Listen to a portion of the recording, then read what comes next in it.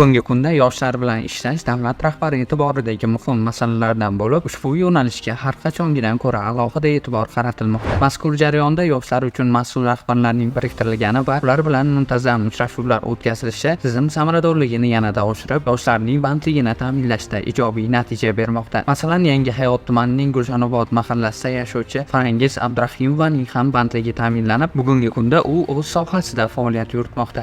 Yangi hayot tumani hokimligi tomonidan o'tkazilgan yoshlar bilan uchrashuvda ishtirok etdim.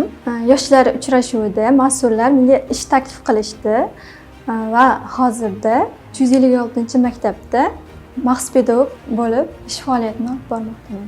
Kasbim o'zimga yoqadi. O'zim xohlagan, o'zim orzu qilgan kasbda ishlayapman.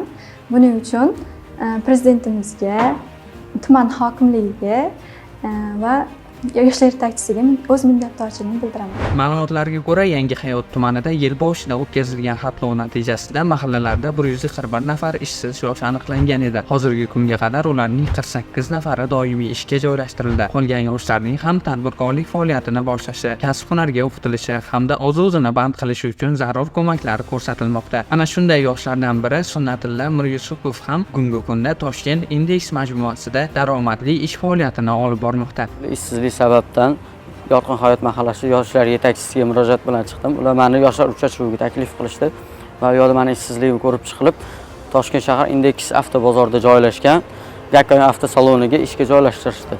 Hozirda oyliklarim va hamma daromadim yaxshi. Agar sizda ham o'z taklif va murojaatlaringiz bo'lsa, albatta mahallangizdagi yoshlar yetakchisiga murojaat qiling. Zero davlatimizning istiqboli uchun har bir yoshning kelajagi muhim.